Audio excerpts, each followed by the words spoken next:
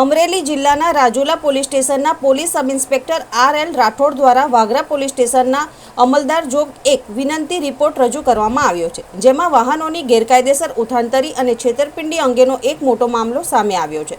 રાજુલાના અરજદાર બિપિનભાઈ મૂળશંકરભાઈ ઓઝાએ નોંધાવેલી અરજીના આધારે રાજુલા પોલીસની ટીમે વાગરા તાલુકાના ગંધાર ગામે આવેલા મીઠાના અગરમાં તપાસ હાથ ધરી હતી.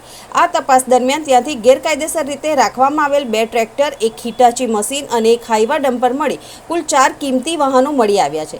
મળતી માહિતી મુજબ અરજદાર બિપિનભાઈ ઓઝાએ રાજુલાના પ્રતાપભાઈ ભોળાભાઈ બાભણિયા સાથે ભાગીદારીમાં ધંધો શરૂ કરવા માટે પોતાની સારી સિવિલના આધારે ડાઉન પેમેન્ટ ભરીને આ વાહનો ખરીદ્યા હતા અને પ્રતાપભાઈના ગંધાર ખાતેના મીઠાના અગરમાં મૂક્યા હતા.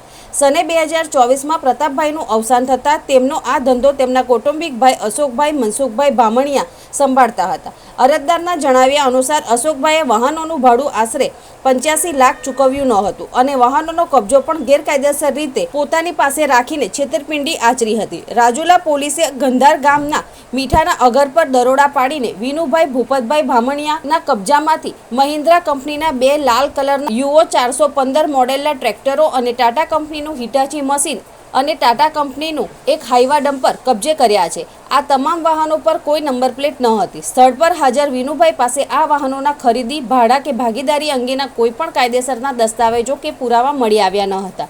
આ તપાસ દરમિયાન સામાવાળા અશોકભાઈ બામણિયાએ કોઈ વકીલ મારફતે રાજુલા પીઆઈ વી.એમ. કોલાદરાને ફોન કરી હાઈકોર્ટના વકીલ હોવાની ઓળખ આપી ખોટી ફરિયાદ કરવાની ધમકીઓ આપી હોવાનું પણ રિપોર્ટમાં સામે આવ્યું. વાહનો સગેવગે થઈ જવાની પૂરેપૂરી શક્યતા હોવાથી રાજુલા પોલીસે તમામ વાહનોને વાગરા પોલીસ સ્ટેશનના હસ્તગત રાખીને કાયદેસરની સ્ટેશન ડાયરીમાં નોંધ કરવા અને આગળની કાર્યવાહી કરવાની વિનંતી કરી છે. અત્રે નોંધનીય છે કે વાગરા પંથકમાં મોટા પ્રમાણમાં મીઠાના સોલ્ટ ઉદ્યોગો ધમધમી રહ્યા છે.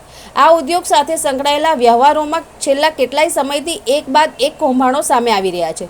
અગાઉ પણ ભાગીદારોમાં ચાલતા વેપારમાં મોટું આર્થિક કૌભાંડ બહાર આવ્યું હતું, જે અંગે વાગરા પોલીસ સ્ટેશનમાં ફરિયાદ નોંધાઈ હતી અને હાલ તેની તપાસ ચાલુ છે. તેવામાં હવે ગંધાર ગામના મીઠાના અગરમાંથી કિંમતી વાહનો ઝડપવાનો વધુ એક બનાવ સામે આવતા સમગ્ર પંથકમાં ચર્ચા જાગી છે. જો મીઠાના આ કારોબારમાં ઊંડાણપૂર્વક અને તટસ્થ રીતે તપાસ કરવામાં આવે તો હજુ પણ અનેક ગેરરીતિઓ અને છેતરપિંડીના કિસ્સાઓ બહાર આવે તેવી શક્યતા વ્યક્ત કરવામાં આવી રહી છે.